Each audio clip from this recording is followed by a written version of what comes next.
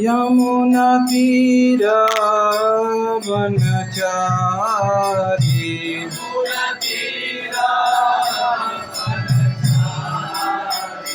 जय राधा माधव कुंज बिहारी।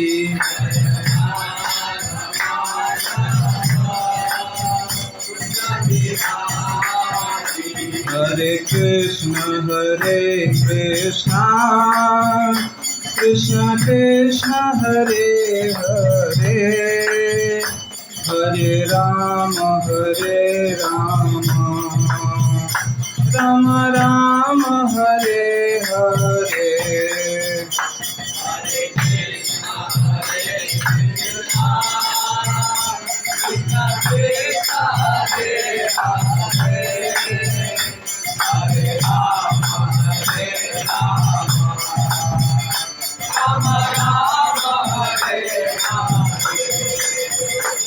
हरे कृष्ण कृष्ण कृष्ण हरे हरे, हरे राम राम राम हरे हरे।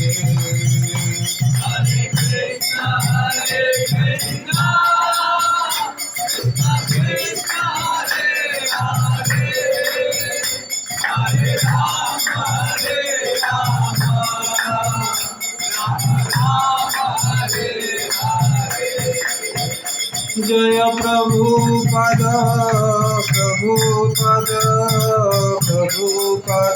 जय प्रभुपद।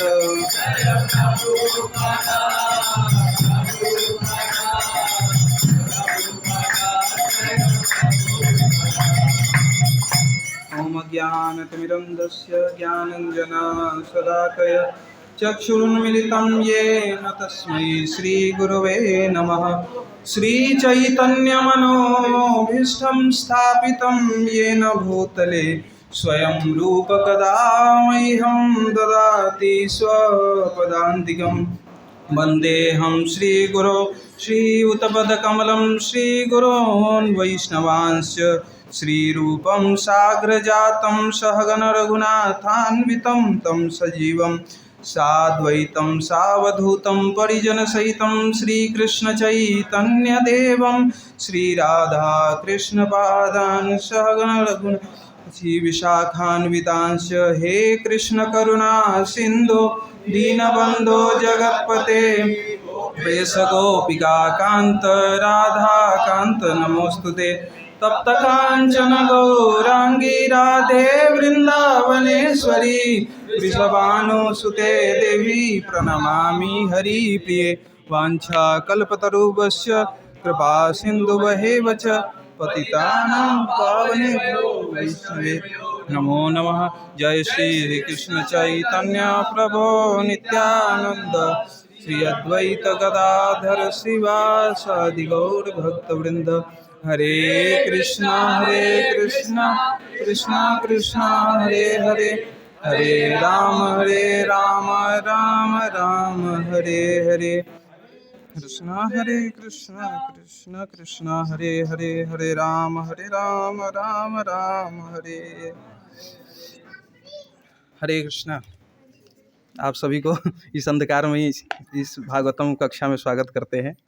तो वेट करेंगे तब तक मैं जारी रखूँगा और लाइट आ जाएगी तो फिर विशेष सुविधा रहेगी। तो अभी जब लास्ट सत्र में मैंने एक अभी जैसे चातुर्मास से चल रहा है, आप सभी को इसका पता ही होगा। तो चातुर्मास का भी श्रावण पक्ष जो चल रहा है, अधिक मास के उपरांत फिर दूसरा पक्ष चल रहा है। तो अभी ये बहुत सारे नियम, जैसे पिछली बार ब्रीफ में बस ब्रीफ करना चाहता हूँ लास्ट क्लास का, ताकि जो लोग नहीं थे या फिर याद ना हो तो उसके लिए बस थोड़ा सा ब्रीफ कर रहा हूँ कि बहुत सारे नियम बताए गए हैं कि जैसे चातुर्मास का व्रत, एकादशी का व्रत, बहुत सारे व्रत आदि बताए गए हैं कि ये हमें करने के लिए सनातन धर्म में, वैदिक परंपरा में। तो वैसा मतलब ये शरीर को, मन को एक तरीके से अगर बाह्य रूप से देखें तो कभी कभी कष्ट ही हम दे रहे हैं, ऐसा लगता है। तो ऐसा पिछली क्लास में हमने डिस्कस किया था कि हम ऐसा क्यों कर रहे हैं। तो ये हम अपने चेतना का जो स्तर है उस चीज़ को ऊपर उठाने के लिए कर रहे हैं, है ना। चेतना का स्तर मतलब जो चेतना का स्तर है या तो शरीर के लेवल पे रहता है, शरीर की स्थिति में रहता है, या मन के स्तर पे रहेगा, या ज्ञान के स्तर पे रहेगा, या फिर आध्यात्मिक जो उसका स्वरूप है आत्मा का, उस स्तर पे रहता है वो। तो सबको सुनाई दे रहा है पीछे तक? हरे कृष्णा।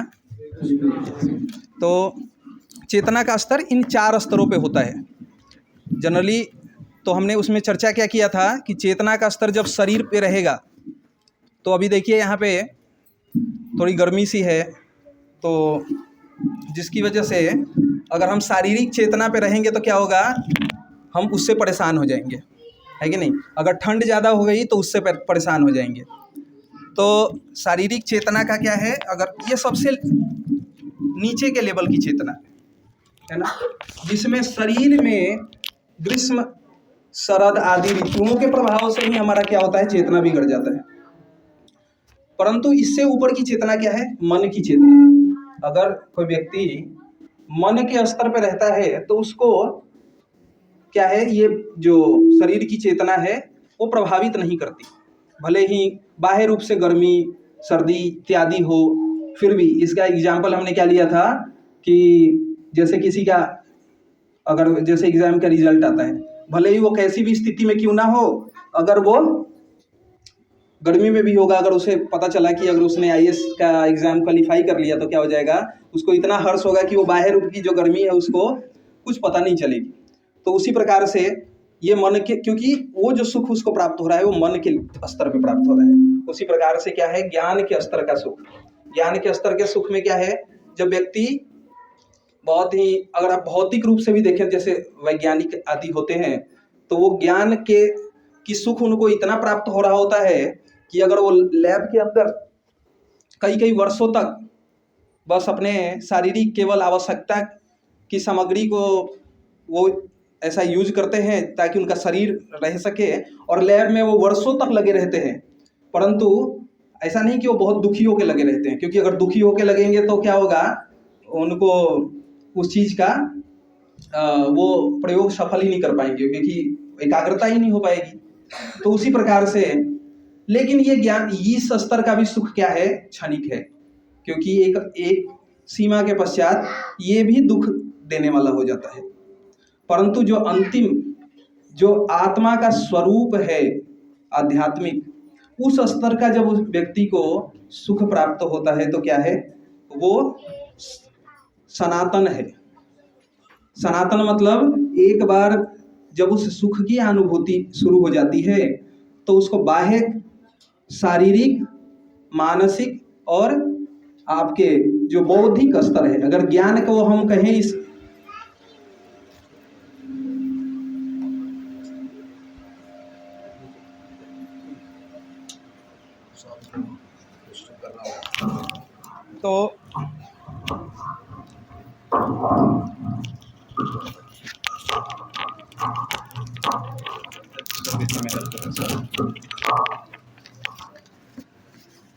तो जो बौद्धिक सुख है, मानसिक सुख है या शारीरिक सुख है, ये टेम्पररी है। इनका अस्तित्व क्या है, क्षणिक है, और ज्यादातर समय में ये दुख ही देने वाले होते हैं। तो क्या है, जो चौथा या अंतिम परम सुख कह सकते हैं वो क्या है, आध्यात्मिक सुख है। तो अगर आप देखें क्यों, क्योंकि वो अपने स्वरूप में स्थिति होती है। स्वरूप की स्थिति का अर्थ क्या है कि वो जीव जो है, जब अगर हम अपने आप को आइडेंटिफाई कर रहे होते हैं, अपने आप का परिचय समझ रहे होते हैं इस शरीर का, तो शरीर तो क्या है, नाशवान है। तो और बुद्धि और मन का भी एक स्तर के पश्चात उसका भी नाश होना है, क्योंकि जिस दिन व्यक्ति मुक्ति को प्राप्त करता है उस दिन बुद्धि, अहंकार और मन, जो जड़ प्रकृति के जो 8 उसके अंगों में से 3 ये अंग हैं, उन वो भी क्या हो जाते हैं, वो भी नष्ट हो जाते हैं। तो मतलब ये टेम्पररी हैं, तो इनका सुख भी जो होगा वो टेम्पररी ही होगा। जब मूल ही टेम्पररी हो तो उससे उत्पन्न होने वाला जो वृक्ष होगा वो भी टेम्पररी होगा। तो उसी प्रकार से, लेकिन जो चौथा स्तर हमने चर्चा किया था, क्या आध्यात्मिक या आत्मिक सुख जो है वो क्या है, अस्थाई है। अस्थाई क्यों है? क्योंकि आत्मा से आने वाले सुख का, क्योंकि आत्मा क्या है, सच्चिदानंद है। सत शब्द का अर्थ क्या है कि वो कभी ऐसा कोई काल नहीं जिसके अंदर उसको वो नष्ट होता हो। इसलिए भगवान गीता में क्या कहते हैं, नैनम छिन्दन्ति शस्त्राणि नैनम दहति पावका, कि किसी भी अस्त्र के द्वारा, किसी भी पदार्थ के द्वारा जिसका हनन न किया जा सके, जिसका नाश न हो सके, वो क्या है, वो आत्मा है।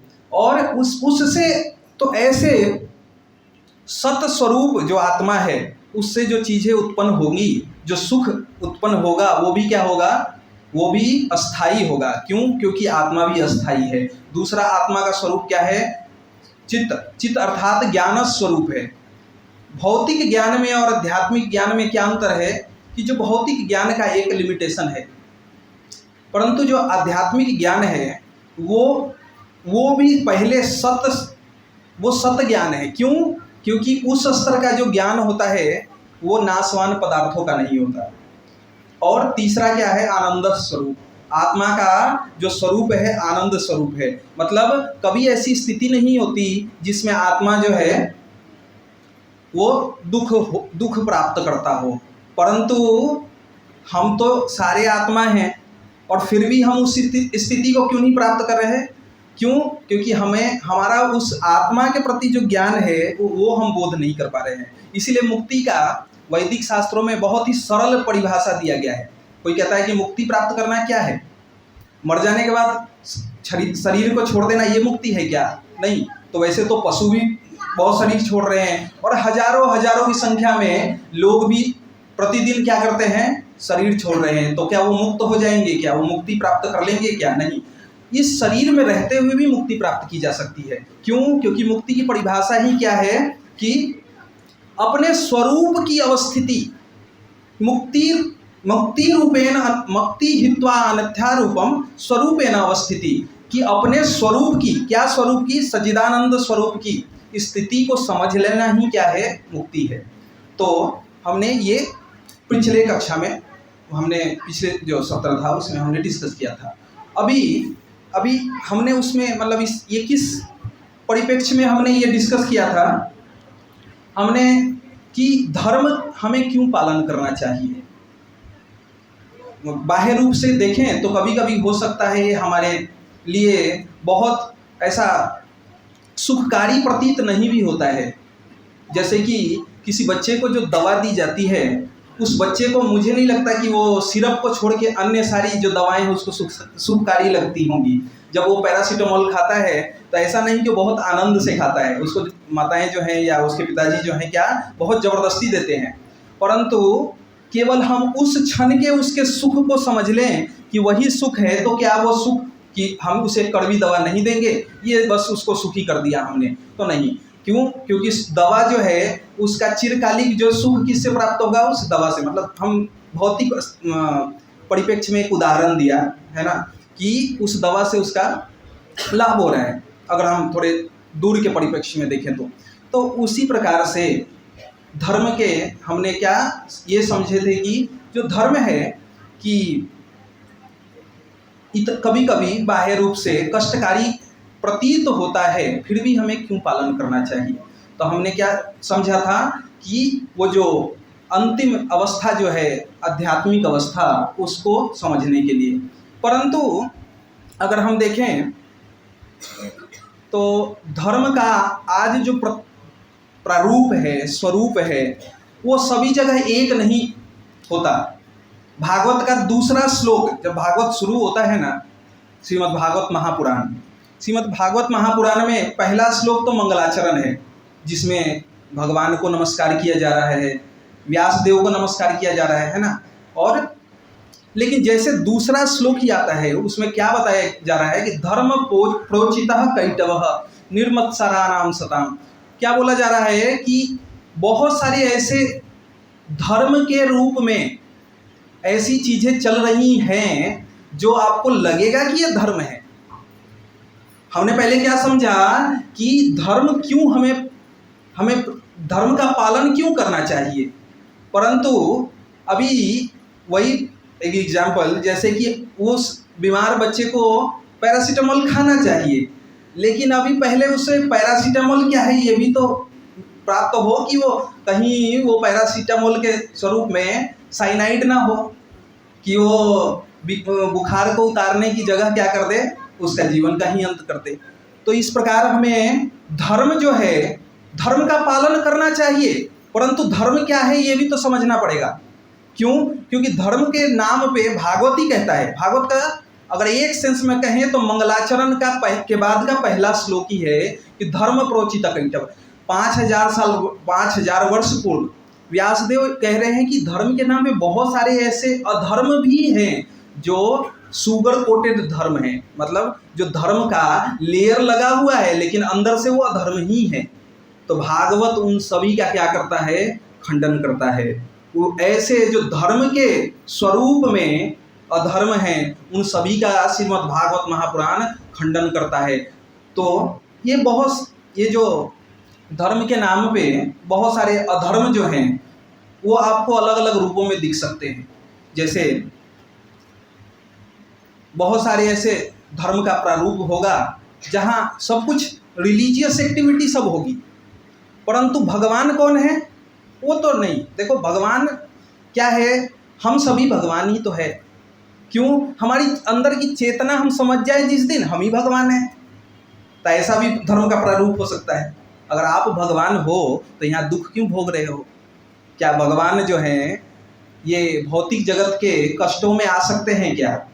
इसका मतलब आप ये जाने ही नहीं कि भगवान जो शब्द है वो क्या है, कि जिसके अंतर्गत ऐश्वर्य समग्रस्य वीरस्य यथाश्रिय, कि जो षड ऐश्वर्य पूर्ण ये प्रकृति है वो उसके अधीन हो वो भगवान है। और हम सभी के अंदर क्या ये षड ऐश्वर्य पूर्ण प्रकृति जो है अधीन है क्या? ये षड ऐश्वर्य पूर्ण प्रकृति की तो बात ही छोड़ दीजिए, हमारे शरीर के जो अंग हैं वो भी हमारे अधीन नहीं है। अब कौन कह सकता है कि मैं अपने हृदय की जो गति है, हार्ट जो पंप करता है ब्लड को, वो मैं 72 टाइम्स नहीं करके मैं क्या है 1 मिनट में करूँगा भी, ऐसा कौन कह सकता है? नहीं। किडनी का जो मेरा फंक्शन है मैं उसको अपने अधीन करके इतना फिल्ट्रेशन करना है उतना ही करना है या इतना बढ़ा सकता हूँ, कोई कह सकता है? इसी प्रकार से हमारे शरीर के अंगों को भी हम कंट्रोल नहीं कर सकते। तो हम इस बाह्य प्रकृति, इस षड ऐश्वर्य पूर्ण प्रकृति की तो बात ही क्या कहें। तो इस वजह से ये है साबित होता है कि हम तो भगवान नहीं हैं।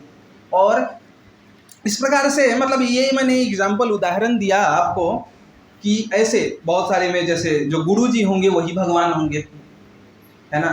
गुरु का जो सत्कार है, गुरु का जो पूजा है, उसके लिए वैदिक शास्त्र उसको रेकमेंड करते हैं कि हमें गुरु का बहुत ही आदर करना चाहिए। क्यों?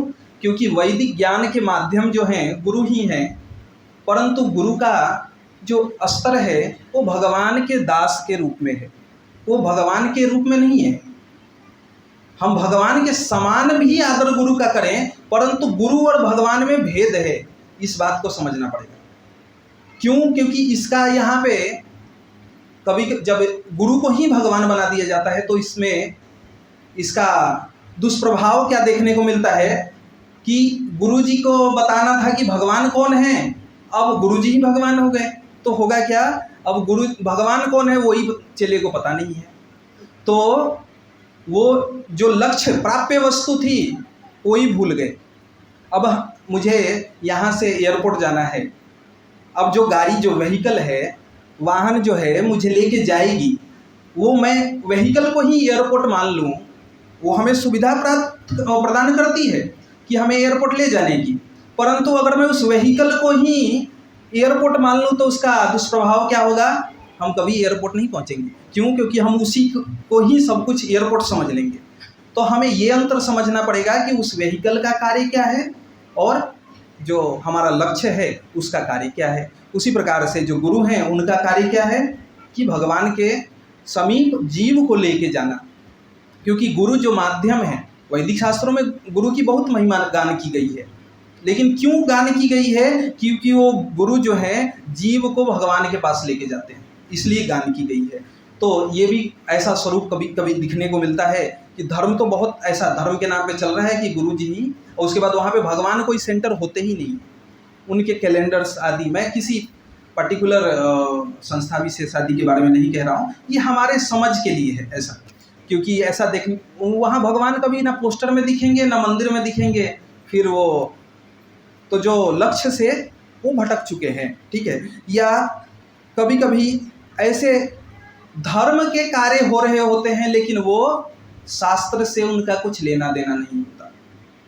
अब जैसे बहुत सारे ऐसे व्रत त्यौहार कर रहे होंगे और बहुत सारे ऐसे जो कर्मकांड इत्यादि है ऐसे कर रहे होंगे, जो कि कर्मकांड भी शास्त्र का भाग है, लेकिन मनोकल्पित कर्मकांड नहीं, ऐसे कर्मकांड जो वेदों में दिए गए हैं।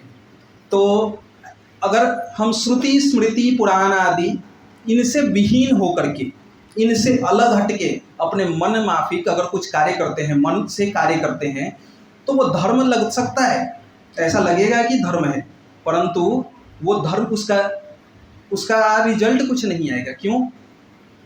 यहाँ पे तो अगर हम ये जो रूप गोस्वामी बताते हैं श्रुति स्मृति पुराण आदि पंचरात्र की विधि बिना हरेर भक्ति उत्पादैव कल्पते, इवन भगवान की अगर हम भक्ति भी शास्त्रों के आधार पे नहीं कर रहे हैं तो क्या है, वो केवल समाज में उत्पात ही करेगी। तो इस प्रकार से हम समझ सकते हैं कि बहुत सारे ऐसे, अगर हम धर्म को सही ढंग से समझ नहीं पाए तो क्या होगा, तो हम धर्म के नाम पे अधर्म कर रहे होंगे या छल धर्म कर रहे होंगे, जिसको प्रोचित धर्म भागवत कहता है कि धर्म का स्वरूप में अधर्म है और उसको हम कर रहे होंगे। तो अभी देखिए कि जो धर्म है वो क्या वस्तु क्या है। वैसे तो श्रीमद् भागवत का कहता है कि स्वयं यमराज जी कहते हैं क्या, धर्मंतु साक्षात भगवत प्रणीतम, कि धर्म जो है ये किसी मनुष्य का बनाया हुआ नहीं है। अगर कोई कहे कि इन्होंने ये धर्म बनाया है, ये जो व्यक्ति है इन्होंने ये धर्म बनाया हुआ है, नहीं, वो फिर मत या पंथ हो सकते हैं, वो धर्म नहीं होगा। धर्म क्या वस्तु है? जो भगवान ने बनाया है। जैसे अगर आप एक जल है, जल की तरलता उसका धर्म है। अगर हम विज्ञान की भाषा में कहें तो जल का कलरलेस, ऑर्डरलेस और टेस्टलेस होना उसका धर्म है, अगर विज्ञान की भाषा में कहें तो। ऑल्दो टेस्ट होता है जल का, परंतु अगर जल के अंदर ये गुण आ जाए कि वो कलरफुल हो जाए, जल जो है, पानी जो है वो ऑर्डर आ जाए, मतलब उसमें से गंध आने लगे, तो हम क्या समझेंगे कि ये जल जो है दूषित हो चुका है। उसी प्रकार से जो अब वो जल अपने धर्म को खो रखा है उसने, उसी प्रकार से भागवत धर्म है। भागवत धर्म क्या है? धर्मंतु साक्षात भगवत प्रणीतम, कि भगवान के द्वारा जो बनाया गया धर्म है उसके अंदर आपने कुछ मिश्रित किया तो उसी प्रकार से वो दूषित अवस्था में है। परंतु जो भगवान के द्वारा, अभी इसको ये समझने के लिए हमें कि भगवान का बनाया हुआ जो धर्म है वो क्या है, तो इसके लिए जो 3 टूल्स कह सकते हैं आप, कि जो 3 वस्तु है जिसके माध्यम से वो भगवान ने जो भागवत धर्म बनाया वो क्या है, वो समझने के लिए हम किससे किससे समझ सकते हैं। तो पहले व्यक्ति क्या है? गुरु। दूसरे कौन है? साधु। और तीसरे शास्त्र। अब इन तीनों के बीच में सामंजस्य है, ऐसा नहीं कि तीनों इंडिपेंडेंट या स्वतंत्र नहीं है, ये तीनों एक दूसरे के पूरक हैं। और अल्टीमेटली जो शास्त्र है वो क्या है? प्रमाण है। मतलब गुरुजी जो हैं या जो साधु है, मतलब गुरुजी जो है वो साधु होने चाहिए, और साधु और गुरु दोनों जो हैं उनके कार्य कैसे होने चाहिए? तो शास्त्र के पे आधारित होने चाहिए। अगर उनके कार्य जो हैं शास्त्र आधारित नहीं है तो न तो वो साधु हैं और ना ही गुरु हैं। तो जो शास्त्रम क्या है, इदम शास्त्रम प्रमाणम, कि कार्य अकार्य व्यवस्थितौ, क्या करना है क्या नहीं करना है। भगवान गीता में क्या कहते हैं, कार्य अकार्य व्यवस्थितौ, उसका अल्टीमेट जो प्रमाण है वो क्या है, वो शास्त्र ही है। तो हमारा अब ये हम समझे कैसे कि ये जो धर्म जो है वो, अब हम यहाँ तक पहुँचे कि क्या शास्त्र ही अंतिम प्रमाण है। तो जहाँ से हम ग्रहण कर रहे हैं, अब वो शास्त्र तो किसी व्यक्ति विशेष से ही हम प्राप्त करते हैं, गुरु जी से या साधु से, वैष्णवों से शास्त्र प्राप्त करते हैं, हम शास्त्र के ज्ञान को प्राप्त करते हैं। तो शास्त्र ये भी बता देता है कि वो कौन से परंपरा में होने चाहिए। अब देखिए शास्त्र जो है, जैसे कि एक उदाहरण कहें कि किसी को इंजीनियरिंग करनी है, अब उस इंजीनियरिंग कॉलेज को कुछ मापदंडों से का मापदंड होने चाहिए, जैसे AICTE आई थिंक और UGC, ये सब जो गाइडलाइंस हैं उससे अप्रूव होने चाहिए वो कॉलेज। तो हम जब इंजीनियरिंग ऐसे हम करने जाएंगे तो सबसे पहले हम क्या चेक करेंगे, हम ये नहीं चेक करेंगे कि क्या हमने जो जहाँ से हमें करना है, जिस संस्थान से, वो क्या इन मापदंडों पे है या नहीं, वो सर्टिफाइड है या नहीं। और तब जाके जब हम ऐसे कॉलेज से करते हैं तो क्या होता है, आगे जाके उसका मान्यता होती है। तो हम केवल भौतिक ज्ञान के परिप्रेक्ष्य में ही क्यों देखते हैं। जब हमें कोई भौतिक शिक्षा लेनी होती है, हमारे एजुकेशन लेने होते हैं, मटेरियल एजुकेशन स्पेशली, तो उसी परिप्रेक्ष्य में हम क्यों देखते हैं कि हमारा जो यूनिवर्सिटी है वो क्या होने चाहिए, ये सर्टिफाई होने चाहिए, वो सर्टिफाई होने चाहिए। और जब हम आध्यात्मिक ज्ञान की बात करते हैं तो वहाँ पे तो हम कभी ये सोचते ही नहीं। और यही एक मेन कारण है कि हम क्या करते हैं, वो जो सुगर कोटेड धर्म, जो ऊपर से तो धर्म के नाम पे है परंतु अंदर से एक विष के समान अधर्म ही है, जिसके से जीव का कल्याण तो नहीं होगा, उसका क्या होगा। ईशोपनिषद कहता है अंधः तमः प्रविशन्ति यह संभूति उपासयेत्, कि फिर वो जीव जो होगा गहन और अंधकार में जाएगा और भगवत प्राप्ति की मार्ग तो दूर, वो इहलोक के सुख से भी उसको प्राप्त नहीं होने वाले हैं। तो यहाँ पे भी जो वो हम भौतिक पैरामीटर यूज कर रहे हैं भौतिक शिक्षा ग्रहण करने में, तो हमें आध्यात्मिक शिक्षा को ग्रहण करने में भी ये करना चाहिए। और ऐसा नहीं कि ये मैं कह रहा हूँ तो करना चाहिए या कोई व्यक्ति विशेष कह रहा है तो करना चाहिए, नहीं। शास्त्र इदम शास्त्रम प्रमाणम, क्यों, क्योंकि शास्त्र कह रहा है कि पद्म पुराण कहता है कि जो कलयुग है इसमें 4 संप्रदाय जो हैं ये यही धर्म का सही प्रारूप व्याख्यान कर सकते हैं। कि आपने ये श्लोक सुना ही होगा कि मंत्र संप्रदाय विहीना येन मंत्र निष्फलः मतः, कि जब आपने कुछ शिक्षा ग्रहण की, मंत्र के 2 अर्थ हैं। मंत्र जो हम एक जप करते हैं तो वो भी अगर प्रॉपर परंपरा से अगर प्राप्त नहीं हो रहा है तो उस जप का क्या है, शास्त्र कह रहा है, पद्म पुराण कह रहा है कि संप्रदाय विहीना मंत्र ये न निष्फलम मतः। जैसे कि आपने रिकॉर्डिंग में सुना होगा ना, गायत्री मंत्र चल रहा होता है तो उसका भी तो बहुत फल होता होगा और बहुत सारी चीज़ चल रही होती हैं, महामृत्युंजय मंत्र चल रहा होता है, ये सारे वैदिक मंत्र हैं, है ना। परंतु ये परंपरा में नहीं प्राप्त हो रहे हैं, ये कैसेट में बज रहे हैं। तो ये क्या है, संप्रदाय विहीना मंत्र ये न निष्फलम मतः, उसका कोई फल प्राप्त नहीं होगा। और उल्टे कभी कभी तो क्या होगा, जैसे गायत्री इत्यादि मंत्रों का ऐसे सुनने से क्या हो सकता है, दुष्प्रभाव भी होगा। क्यों, क्योंकि जो गायत्री के नियम हैं वो कभी भी उच्च स्वर में उसका उच्चारण का नहीं है ना। उसका उपांशु इत्यादि जो जपों की महिमा है कि हम केवल मन के अंदर या इतना उच्चारण करें कि हम केवल होठ हिले, इतना उच्चारण करें कि केवल हमें सुनाई दे, बाहर किसी व्यक्ति को ना सुनाई दे। मैक्सिमम यही लिमिट है गायत्री के उच्चारण का। तो कभी कभी हो सकता है वो धर्म के नाम पे हो सकता है हमने, हो सकता है गुरुजी ना बनाए हों या कभी कुछ ऐसे जो संस्थाएं हैं उनको भी ना चुना हो, परंतु कभी कभी हम मनमाफिक ढंग से वैदिक शास्त्रों को ही हम लेने लग जाते हैं, तो क्या होता है, उसके हमें जो टर्म्स एंड कंडीशन हैं वो भूल जाते हैं, तो उसके दुष्प्रभाव भी हो सकते हैं। तो इसलिए ये रिकमेंड भी कर दिया गया, जैसे कि आप वही हमने जैसे इंजीनियरिंग के लिए एग्जाम्पल दिया कि हम किसी संस्थान में जाके हम पहले उसका अप्रूवल देखते हैं, सब कुछ देखते हैं। परंतु कोई ये कहे कि ठीक है, हो सकता है संस्थान बोगस हो, इतना कौन मेहनत करे, सर्टिफाई है नहीं है, उससे बढ़िया जो किताब है, सारे इंजीनियरिंग की किताब तो मार्केट में अवेलेबल है, तो हम उसको लेके आते हैं और उससे ज्ञान प्राप्त कर लेते हैं। तो होगा क्या, कभी हम सोडियम हाथ में लेकर के और पानी में मिला के ऐसा चेक करेंगे, वो ब्लास्ट होगा। तो मतलब क्यों, क्योंकि हम किसी के अधीन, किसी के अनुगत रह के शिक्षा प्राप्त नहीं कर रहे हैं।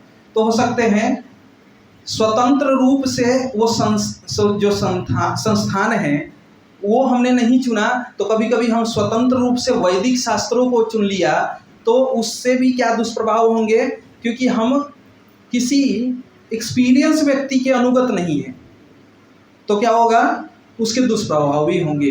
तो इसलिए वैदिक शास्त्रों ने ये भी कह दिया कि आपको किनके अंतर्गत रह के शिक्षा ग्रहण करनी है।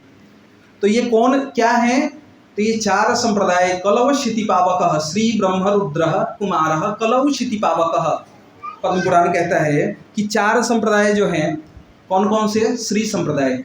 आपने कभी दक्षिण भारत में तमिलनाडु इत्यादि क्षेत्रों में गए होंगे, तो वहाँ पे श्री संप्रदाय के जो वैष्णव हैं बहुत आपको वहताए दिखते हैं, श्रीरंगम इत्यादि जगहों पे, है ना। उसी प्रकार से रुद्र संप्रदाय, रुद्र मतलब वल्लभाचार्य इत्यादि जो गुजरात और राजस्थान के क्षेत्रों में मतलब आप वहाँ पे देख सकते हैं उनको।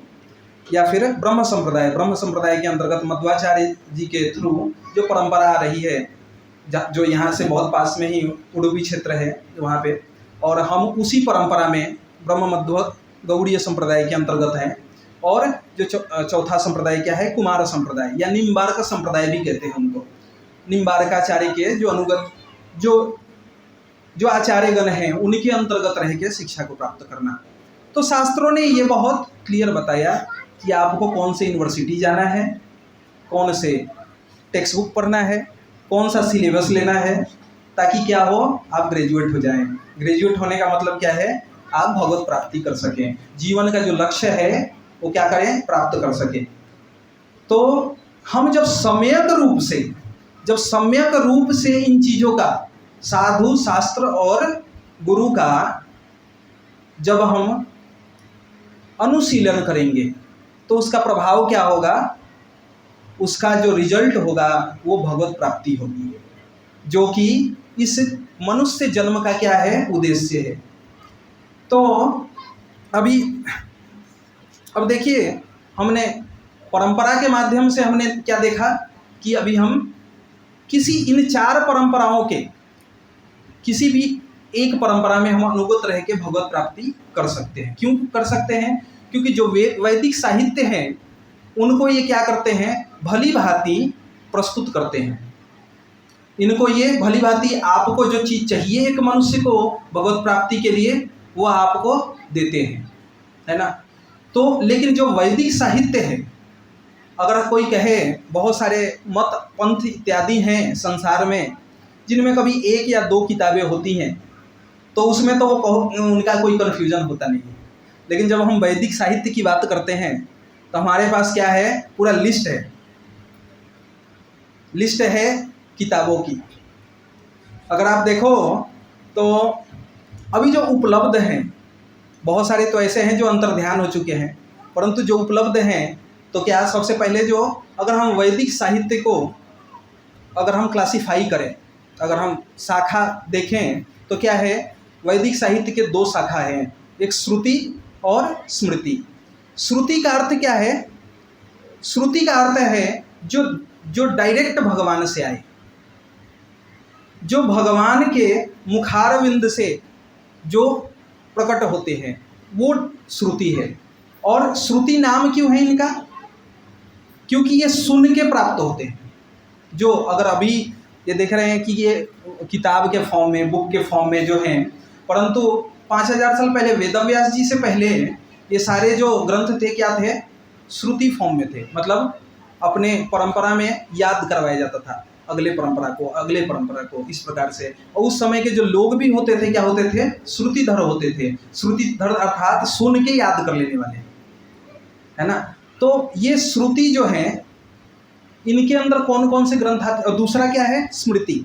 स्मृति का अर्थ क्या होता है, जो कि श्रुति को एक्सप्लेन करे, जो भगवान की जो वाणी है उसको बहुत सारे साधु संत आदि जो हैं अपने एक्सपीरियंस से, अपने अनुभूतियों के माध्यम से वो हमारे प्रैक्टिकली जैसे डेमोस्ट्रेट करते हैं ना, वैसे वो प्रस्तुत किया जाता है। जैसे कि मैथ में या फिजिक्स में कोई सूत्र होता है, परंतु उसको जब प्रयोग के माध्यम से जब उसको प्रस्तुत किया जाता है, जैसे कि अगर कोई कहे कि H2 और O2 मिला के क्या बनता है, वाटर बन रहा है ना, ये तो एक सूत्र हो गया।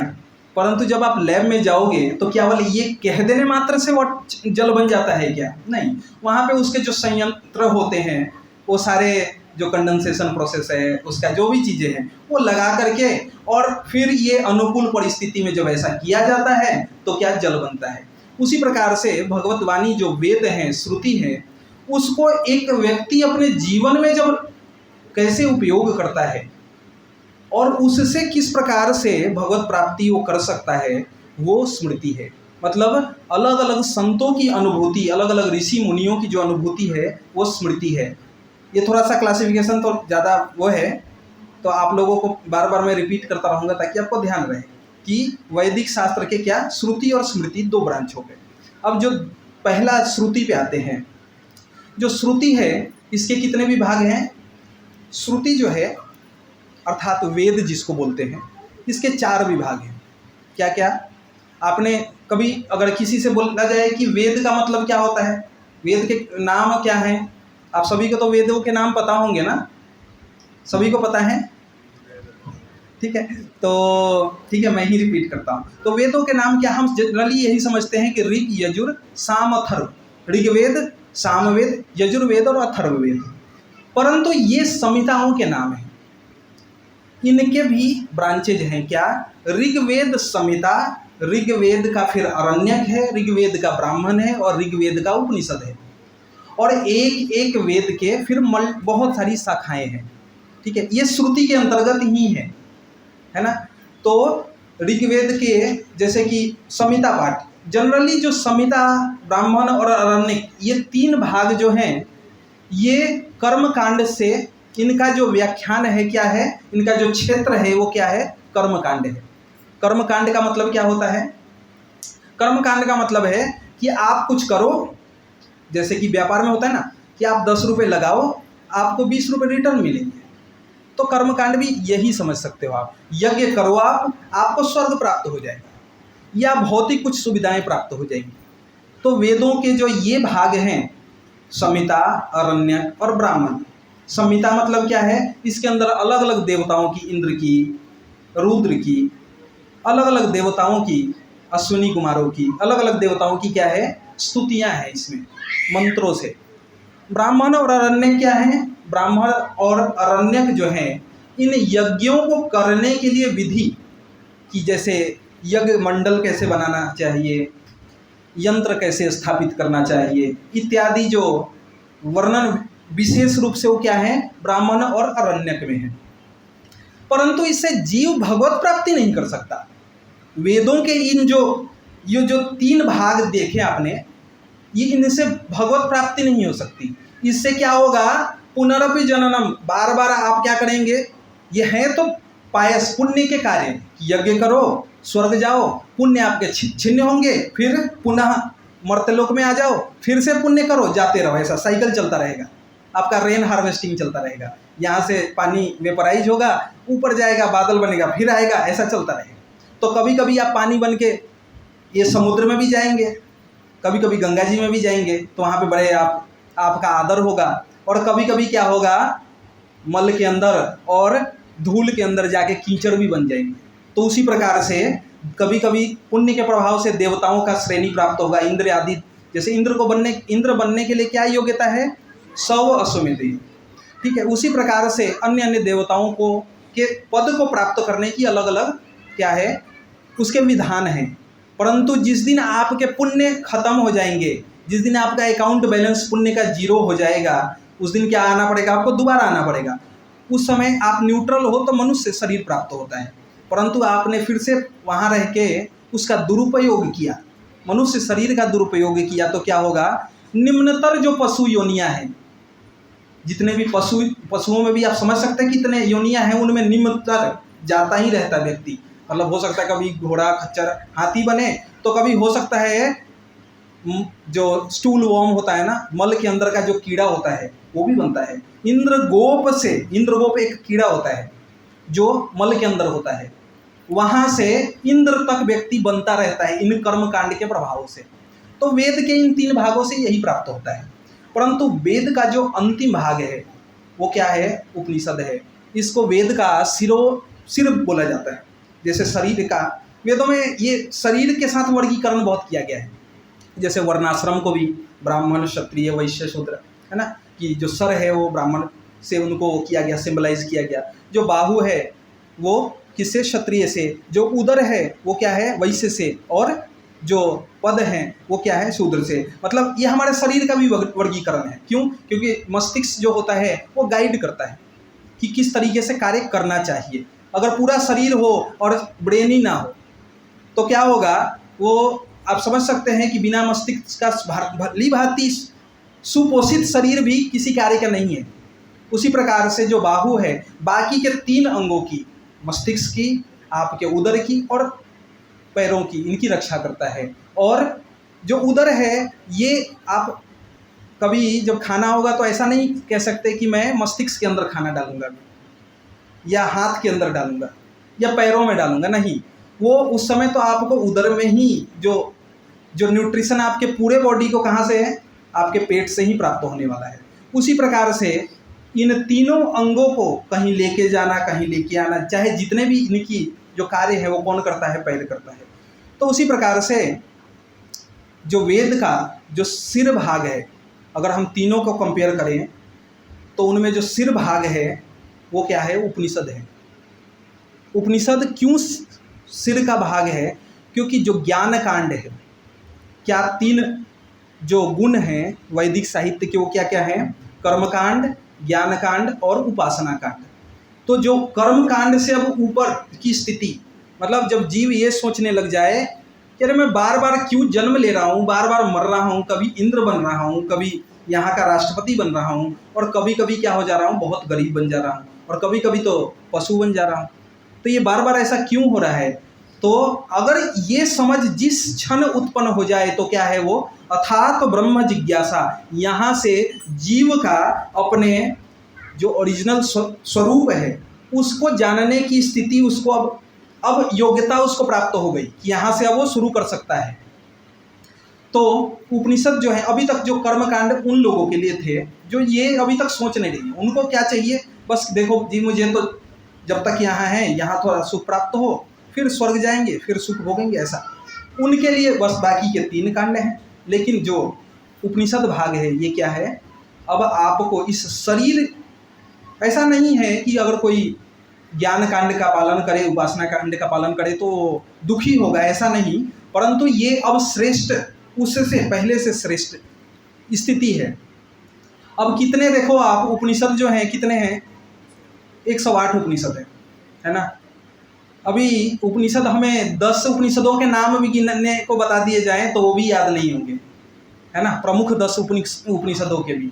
तो 108 उपनिषदों को पढ़ना ये तो इतना बहुत महत्वपूर्ण विद्या है, लेकिन कोई पढ़ तो रहा नहीं है कि नहीं। अब फिर क्या उपाय क्या है कि अब ये जब हम कुछ ना, तो हमारे पास सारा वेदों ने बता दिया, संस्थान भी चाहिए ये है, टेक्स्ट बुक भी ये है, लेकिन अब हमारे वश का तो कुछ है नहीं। क्यों? क्योंकि अब अगर हम सारे श्रुति शास्त्र को के मंत्रों को हम केवल काउंट करें तो ये 4.5 लाख है, और स्मृतियों को अभी तो काउंट ही नहीं किया है, ये केवल हमने श्रुति की बात की है ना। अब जो स्मृति हैं, स्मृति के बारे में आप कुछ का तो जानते ही हैं, जैसे रामायण है, महाभारत है, 18 अष्टदश पुराण है, अलग अलग मनु आदि स्मृतियाँ हैं, मनु स्मृति, पराशर स्मृति इत्यादि, याज्ञवल्क्य स्मृति, बहुत सारी स्मृतियाँ हैं ये। तो ये सारी स्मृतियाँ हैं, परंतु अब हमारे कार्य के लिए, हमारी उपयोगिता के लिए है क्या? ये सब कुछ तो है, लेकिन हम कुछ कर तो नहीं रहे। तो वेदव्यास जी जो कि कलयुग के, वेदव्यास जी जो है ना, वो कलयुग के जीवों के लिए बहुत ही कंसर्न है। वो चाहते हैं कि कलयुग के जीव कैसे भी भगवत प्राप्ति करे। क्यों? क्योंकि वेदव्यास जो है भगवान के सत्यावेश अवतार है। इसीलिए अभी देखो, उनको पता है कि कलयुग के जीव श्रुतिधर नहीं होंगे, तो इसलिए उन्होंने सारे ग्रंथों को लिपिबद्ध कर दिया। लिपिबद्ध अर्थात लिख दिया, है ना। और उसके बाद भी उनको अभी बहुत सारे कार्य करने हैं, तो क्या किया उन्होंने सारे लिपिबद्ध करने के पश्चात अभी सारे पुराणों की रचना कर दी उन्होंने। उसके बाद भी उनको संतुष्टि नहीं हुई। क्यों संतुष्टि नहीं हो रही है? क्या वेदव्यास जी जो हैं एक साधारण जीव हैं क्या, कि जो हर बात को लेकर दुखी रह रहे हैं? अरे मेरे अकाउंट का भी इतना पैसा था, वो घट के अब इतना हो गया, इसलिए अब संतुष्टि नहीं हो रही है मेरे को, ऐसा ही स्थिति है क्या? नहीं, जो वैष्णव है वो पर दुख दुखी होते हैं, वो दूसरे के दुख से दुखी हैं। उनको पता है कि आने वाले जो जीव हैं, जो कलयुग के जीव होंगे, अभी बाकी के जो 3 युग थे, सतयुग, त्रेता युग और द्वापर युग, इनमें तो क्या हुआ, भगवत प्राप्ति कठिन होने पर भी जीवों की जो चेतना है बहुत ही उत्कृष्ट है, जिस वजह से वो कर पा रहे हैं। परंतु जीव, जो कलयुग का जीव है, वो कैसा होगा? मंद सुमंद मंद भाग्यो, कि उसकी मति मंद होगी, भाग्य भी उसके मंद होंगे। तो ऐसी स्थिति में हमें क्या करना चाहिए? तो वेदव्यास जी ने जो अंतिम रचना वो की, क्या? श्रीमद् भागवत महापुराण की। और स्वयं वेदव्यास जी, वैसे आपने अभी देखो, आप जब भी कोई ग्रंथ होता है तो उसकी एक शैली होती है। उस शैली में क्या होगा, ग्रंथ के बारे में या तो पहले में या तो अंतिम, बाद में उसकी क्या बताई जाएगी? महात्म्य बताया जाएगा कि इस ग्रंथ को पढ़ने का क्या लाभ होता है। परंतु श्रीमद् भागवत महापुराण ऐसा ग्रंथ है जिसमें श्रीमद् भागवत में तो वो रहेगा क्योंकि वो शैली है, परंतु दूसरे अन्य वैदिक साहित्यों में भी भागवत के गुणगान दिए हुए हैं। तो ऐसी अवस्था में जब वेदव्यास जी बहुत चिंतित थे कि अब मुझे क्या करना चाहिए, मैंने सब कुछ लिखा इन द सेंस वेदव्यास जी ने वो किया, लिपिबद्ध किया, तो ये सब कुछ लिपिबद्ध कर दिया मैंने, तो अभी जो है जीव का कल्याण मुझे अभी लग नहीं रहा है कि कल्याण हो पाएगा कलयुग के जीवों का। तो उन्होंने क्या किया, उसी समय उनके जो गुरु जी हैं, किनके? वेदव्यास जी के जो गुरु हैं वो नारद वहाँ प्रकट होते हैं, और वो क्या करते हैं, उनको कहते हैं, वेदव्यास जी आपने जो अभी तक लिखा वो क्या था? देखिए, वैसे ये शब्द जो है अगर कोई मनुष्य बोलेगा तो बहुत ही कठोर है, परंतु नारद जी के मुख से भागवत के अंदर है क्या? वायसम तीर्थम मुसंति, कि वो चीज़ें जो हैं आपने जो अभी तक किया है वो उसी प्रकार से क्या है, जैसे कौओं के तीर्थ के समान है। कौओं का तीर्थ किधर होता है आपको पता है? जहाँ भी आप कचरा डालोगे तो क्या होगा, वो कौआ वहाँ पे जाएंगे। न तत्र जो हंस हैं वहाँ पे कभी भी कौओं के तीर्थ में हंस जो हैं वो रमन नहीं करते हैं। हंस जो हैं वो कहाँ रमन करेगा? जहाँ शुद्ध स्वच्छ जल होगा वहीं पे तो हंस रहता है ना। वो जहाँ पे कौए कहाँ रहते हैं? जहाँ पे बहुत सारे कचरे होंगे। तो अभी तक नारद जी, अभी इसको हमें किसी शास्त्र आदि का अपमान नहीं समझना चाहिए। यहाँ पे जो नारद जी कह रहे हैं व्यासदेव को, वो इस परिप्रेक्ष्य में कह रहे हैं कि अभी तक जो आपने किया है ना, वो जीव को केवल क्या करेगा, कर्मकांड में फंसाएगा और उसको भगवत प्राप्ति, भगवत उन्मुखी होने की जगह क्या करेगा, भोग उन्मुखी बना देगा। वो ये यज्ञ वो यज्ञ इसी नाम पे करेगा कि व्यासदेव ने तो लिखा ही है ना, अपनी इंद्रियों की तृप्ति के लिए करेगा। इसलिए आपने शुद्ध भगवत प्राप्ति का मार्ग अभी जो है उसको लिखा नहीं है। तो इसलिए नारद, वहाँ पे जो महर्षि नारद हैं वो क्या करते हैं, वेदव्यास जी को भागवत को 4 श्लोक सूत्र जो कि मूल रूप से जो ये 4 श्लोक हैं वो कहाँ से, भगवान स्वयं भगवान ने ब्रह्मा जी को दिया था, और ब्रह्मा जी ने किनको दिया था? नारद जी को दिया था। वो 4 श्लोक नारद जी ने वेदव्यास जी को बताए और क्या बोला कि आप इन 4 श्लोकों को क्या करो, इनको एक्सप्लेन करो आप, इनको क्या करो, विस्तार करो इनको आप। विस्तार कैसे करेंगे? वो सिद्धांत वो 4 ही हैं, 4 श्लोक में ही पूरे सिद्धांत हैं, परंतु अलग अलग केस स्टडीज एग्जाम्पल्स के थ्रू, अलग अलग भक्तों के जीवन के चरित्र के थ्रू उन्हीं 4 श्लोकों के जो सिद्धांत है उसको उन्होंने 18,000 श्लोकों में क्या किया, उनको लिपिबद्ध किया उन्होंने। और वेदव्यास खुद कहते हैं कि निगम कल्पतरोर गलितम, कि निगम किसको बोला जाता है? निगम वेदों को बोला जाता है। देखिए वेद जो है क्या है, एक वृक्ष के समान है, एक पेड़ के समान है वेद, इसलिए उनको निगम मतलब वेद। अगर आप पर्यायवाची देखेंगे तो निगम मतलब वेद, या वेद मतलब निगम, या श्रुति, ये सब पर्यायवाची शब्द हैं। तो अगर आप एक वृक्ष से वेदों का कंपैरिजन करते हैं तो आपको भौतिक स्तर पे भी देखें तो वृक्ष लगाने का जो लक्ष्य होता है फल की प्राप्ति होती है। तो व्यासदेव क्या कहते हैं, निगम कल्पतरु, कि निगम को वृक्ष अगर आपने माना तो जो क्या है, भागवत क्या है, गलितम फलम, जो पूरा राइपेंड फ्रूट जो होता है ना, जो फल, ऐसा फल जो पूरा पका हुआ परिपक्व फल, और क्या है जो उस वृक्ष का लगाने का आपका फल जो है, वेदों का अध्ययन का जो फल है वो क्या है, वो श्रीमद् भागवत है। और श्रीमद् भागवत कैसा फल है, फलों का कैसा होता है संरचना, बाहर से छिलके होते हैं, अंदर गुठली होती है, इन दोनों को हमें फेंकना होता है और केवल गूदे को खाना होता है।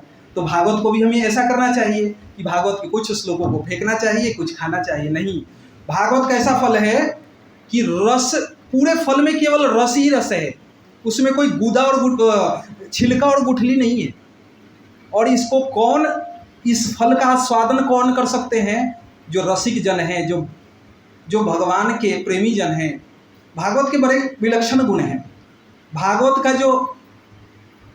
जो भागवत का रस का स्वादन ऐसे ब्रह्मभूत की अवस्था में पहुँचे हुए योगी जन भी करते हैं, और एक जीव हमारे जैसे जो बद्ध जीव हैं, जिसको भी अध्यात्म का बहुत या भगवत प्राप्ति का बहुत अनुभूति नहीं है, वो भी कर सकते हैं। अगर देखो आप तो भागवत जो व्यासदेव के पुत्र खुद जो सुखदेव गोस्वामी हैं, जब उनका जन्म होता है, पहले तो वो इस संसार में आना ही नहीं चाहते थे, लेकिन बहुत व्यासदेव के और स्वयं भगवान ने जब उनको गारंटी दी कि मेरी जो माया है तुम्हें क्या करेगी, उसको आपको घेरेगी नहीं, तो क्या करते हैं व्यासदेव सुखदेव गोस्वामी आते हैं गर्भ से, माँ के गर्भ से, परंतु वो माया में आबद्ध नहीं है। इसी वजह से उसी क्षण क्या होते हैं, वो घर का त्याग कर देते हैं और वन को चले जाते हैं। इससे व्यासदेव बहुत दुखी है ना। क्यों दुखी हैं वो? कि उनको भी अपने बेटे को कोई मतलब IPS बनाना था, उनको विवाह कराना था, वो सब नहीं कर पाए, इसलिए नहीं। व्यासदेव ने देखा कि अरे इसका तो अभी जात जो यज्ञोपवीत संस्कार होता है इत्यादि ये कर्म ही नहीं हुए, तो वो इसके लिए दुखी है कि कम से कम इतना तो करना चाहिए था। परंतु व्यासदेव के जो पुत्र हैं सुखदेव गोस्वामी, वो इन बंधनों में भी नहीं है, वो वैदिक इन बंधनों से भी ऊपर है, क्योंकि वो ब्रह्मभूत अवस्था में है। और वो जब गुजर रहे थे तो वहाँ से बहुत सारी स्त्रियाँ जो हैं वो स्नान कर रही थी, देव कन्याएं स्नान कर रही थी, और कैसे बिना वस्त्र के स्नान कर रही थी। वहाँ से 16 वर्ष की अवस्था में सुखदेव गोस्वामी जा रहे हैं और उनको देख करके उन कन्याओं ने कोई आवरण नहीं डाला, और वहीं से फिर व्यासदेव जाते हैं तो व्यासदेव को देख के आवरण डाला। तो उन्होंने व्यासदेव ने पूछा कि मेरा जो पुत्र है बहुत ही युवक है, तो आपने ऐसा फिर भी उसको देख के क्यों नहीं किया, क्यों? तो उन स्त्रियों ने क्या उत्तर दिया कि उस व्यक्ति के अंदर तो कोई विकार ही नहीं है, वो स्त्री शरीर और पुरुष शरीर के अंदर में भी ये भेद नहीं देखता है, वो तो दोनों ही शरीरों में क्या देखता है, उस चिन्मय आत्मा को देखता है, उस ब्रह्म को देखता है।